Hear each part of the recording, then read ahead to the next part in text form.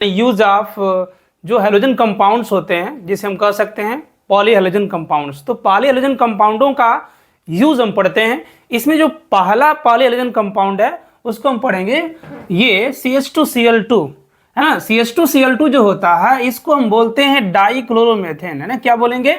Dichloromethane, या इसको हम बोल सकते हैं मेथाइलिन क्लोराइड, है ना। मेथाइलिन क्लोराइड या डाइक्लोरोमेथेन कहते हैं। फर्स्टली ये है कि इसको यूज कहाँ करते हैं? एज ए सॉल्वेंट के रूप में यूज कर सकते हैं। दूसरा चीज एज ए पेंट रिमूवर के रूप में यूज करते हैं। फिर प्रोपलेंट इन एरोसॉल, है ना, एरोसॉल में प्रोपलेंट के रूप में यूज करते हैं। साथ ही साथ जो मैन्युफैक्चरिंग ऑफ ड्रग्स होता है उसमें एज ए सॉल्वेंट के रूप में हम यूज करते हैं जब ड्रग्स का फॉर्मेशन किया जाता है। इसके अतिरिक्त इसका जो यूज है, मोस्ट इंपॉर्टेंट चीज वो है मेटल क्लीनिंग में और फिनिशिंग सॉल्वेंट के रूप में इसका मोस्ट इंपॉर्टेंट यूज है। लेकिन इसका हार्मफुल इफेक्ट भी है। इसका जो अगर हार्मफुल इफेक्ट की अगर हम बात करें तो ये हार्म करता है ह्यूमन सीएनएस को। जो ह्यूमन का सीएनएस है, सेंट्रल नर्वस सिस्टम है, उसको ये हार्म करता है। साथ ही साथ अगर एयर में इसकी लो लेवल की मात्रा है, अमाउंट है लो लेवल में अगर एयर के अंदर, तो ये क्या करता है? इंपायर्ड हेयरिंग एंड विजन, यानी हियरिंग यानी सुनने की क्षमता होगी और विजन पावर उसको कम कर देगा ये। लेकिन अगर इसी की मात्रा हाई लेवल की हो जाए एयर के अंदर, तो एयर में अगर हाई लेवल इसकी मात्रा होती है तो ये क्या करता है? डिजीनेस करता है, यानी जैसे जी मिचलाने की बात करते हैं, उल्टी जैसा जी करने लगता है। नौजिया यानी नाकों से खून आने लगता है।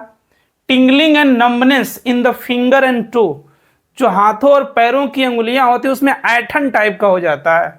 इसका इफेक्ट इतना भयंकर है।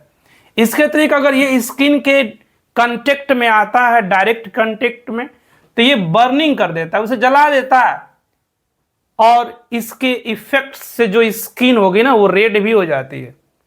इसके अतिरिक्त it can burn the cornea, जो कार्निया है ना, अगर आंखों से ये कांटेक्ट में आता है, आई के कांटेक्ट में आता है, तो ये कार्निया जो होता है ना उसको भी ये जला सकता है। तो इतना अधिक ये हार्मफुल भी है।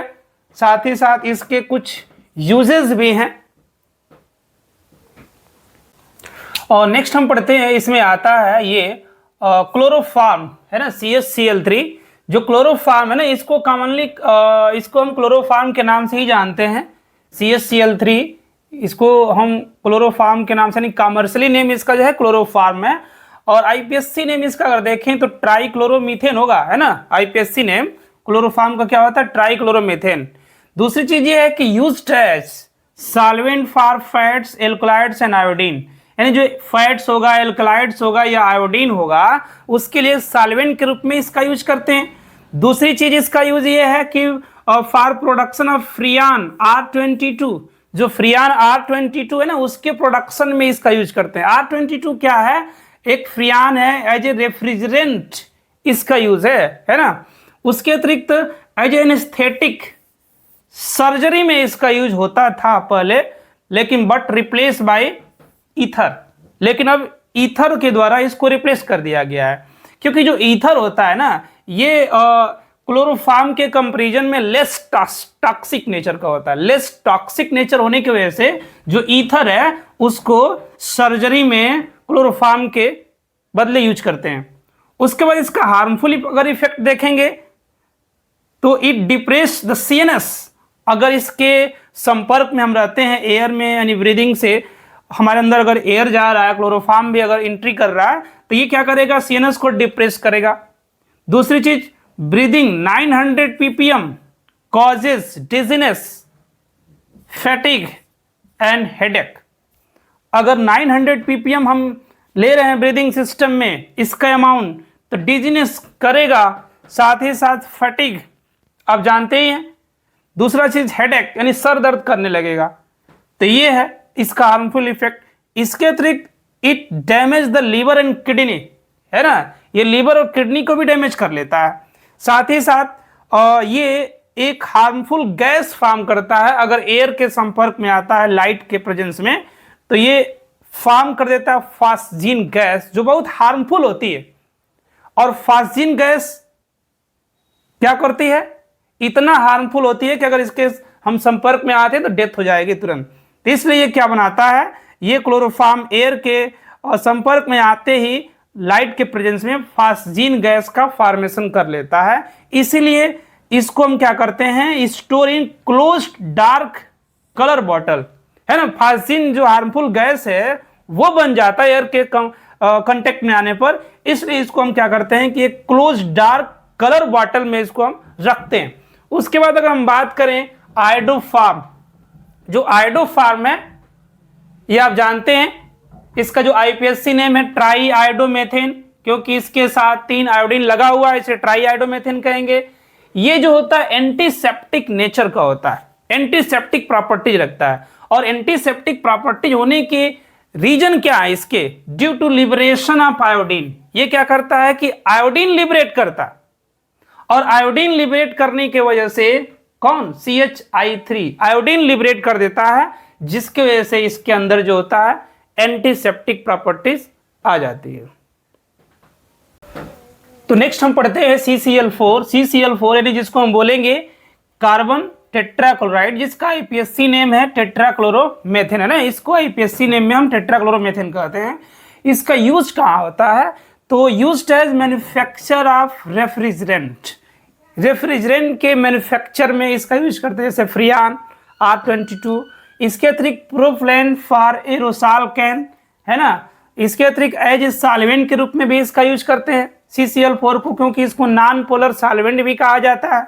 दूसरी चीज सिंथेसिस ऑफ क्लोरोफ्लोरोकार्बन, है ना, क्लोरोफ्लोरोकार्बन के सिंथेसिस में यूज करते हैं। एज ए क्लीनिंग फ्लूइड, ये क्लीनिंग फ्लूइड की तरह यूज किया जाता है। और एज ए डिग्रीशिंग एजेंट भी इसका यूज करते हैं। साथ ही साथ जो स्पॉट रिमूवर होता है ना, स्पॉट रिमूवर यानी क्लीनिंग एक्शन है, तो स्पॉट रिमूवर के रूप में इसका यूज किया जाता है। जैसे घरों में धब्बे लग जाते हैं या फोटो वगैरह पर धब्बे लग जाते हैं, तो उसको रिमूव करने के लिए इसका यूज करते हैं। साथ ही साथ जो फायर एक्सटिंग्विशर होता है उसमें भी CCl4 का यूज करते हैं। लेकिन जितना इसका इंपॉर्टेंस है उससे अधिक ये हार्मफुल भी है। ये क्या करता है, it causes liver cancer in human being, ये ह्यूमन के अंदर लिवर कैंसर भी प्रोड्यूस करता है। साथ ही साथ मोस्ट कॉमन जो इफेक्ट इसका है, अगर एयर में इसकी मात्रा है, अमाउंट है, तो dizziness, light headedness, nausea, vomiting and damage nerve cell permanently, ये परमानेंटली नर्व सेल को डैमेज कर सकता है।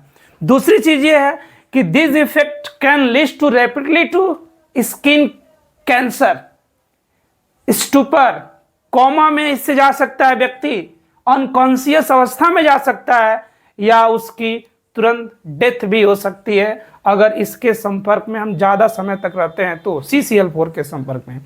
दूसरी चीज़ ये है कि एक्सपोजर टू CCl4, अगर CCl4 हमारे अगर श्वसन सिस्टम से हमारे अंदर अगर आ रहा है, ब्रीदिंग सिस्टम से अंदर आ रहा है, तो मेक हार्ट बीट इरेगुलर, ये हमारे हार्ट बीट को इरेगुलर कर सकता है। दूसरी चीज ये है कि it irritate I on contact, जब आई हमारे इसके कांटेक्ट में आती है तो काफी चिड़चिड़ापन होता है, काफी इरिटेशन होता है।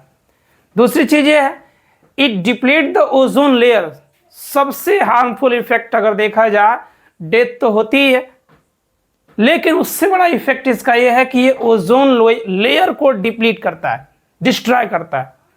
और ओजोन लेयर जब इससे डिस्ट्रॉय होती है तो होता क्या है, स्किन कैंसर होगा, क्योंकि अल्ट्रावायलेट रे डायरेक्ट आएंगे, डायरेक्ट हमारे कांटेक्ट में आएंगे, जिससे स्किन कैंसर, आई डिजीज, यहाँ तक कि हमारे इम्यून सिस्टम को भी बहुत ज़्यादा इफेक्ट इन सब से होता है। तो ये है CCl4, जितना इसका अधिक यूजेज है, इंपॉर्टेंस है, उससे अधिक कहीं इसका हार्मफुल इफेक्ट भी है। नेक्स्ट हम पढ़ते हैं DDT। जो DDT है ना, ये फर्स्ट क्लोरीनेटेड ऑर्गेनिक इंसेक्टिसाइड है ना, क्योंकि इसके अंदर क्लोरीन है, आप देख रहे हैं, तो ये फर्स्ट क्लोरीनेटेड ऑर्गेनिक इंसेक्टिसाइड है। और इसके अंदर जो इंसेक्टिसाइड नेचर है ना, इसकी डिस्कवरी पॉल मुलर ने किया था। पॉल मुलर ने बताया था कि जो डीडीटी होता है इसके अंदर इंसेक्टिसाइड नेचर होता है, इसके लिए उनको नोबेल प्राइज दिया गया था 1948 में। और इसके अतिरिक्त अगर हम बात करें तो इंसेक्टिसाइड के रूप में तो डीडीटी का यूज होता ही था। जैसे मलेरिया जिसकी वजह से होता है, जिसे हम मॉस्किटो बोलते हैं, तो मॉस्किटो कॉयलों में भी इसका यूज होने लगा। वर्ल्ड वॉर 2 में भी इसका यूज हुआ था, लेकिन इसका इतना अधिक हार्मफुल इफेक्ट है। दूसरी चीज, ये जल्दी से मेटाबोलाइज नहीं होता एनिमल के द्वारा, और एनिमल के द्वारा जल्दी से मेटाबोलाइज ना होकर ये उनके अंदर स्टोर होने लगता है, जिससे पॉइजन हो जाता है, जिससे उनकी डेथ होने लगी। बहुत सारे इंसेक्ट, बहुत सारे एनिमल इसके इफेक्ट से डेथ करने लगे। इसलिए डीडीटी को यूएसए द्वारा बैन कर दिया गया 1973 में। अब डीडीटी ये है, आप देख रहे हैं इसका स्ट्रक्चर ये है, इसको हम बोलेंगे, क्योंकि पैरा पर है, आप देख रहे हैं क्लोरीन, तो पैराडैश डाइक्लोरो डाइफिनाइल है ना, डाइक्लोरो डाइफिनाइल, क्योंकि 2 फिनाइल आप देख रहे हैं, ट्राइक्लोरो इथेन है ना, इसका ये आईपीएससी नेम है।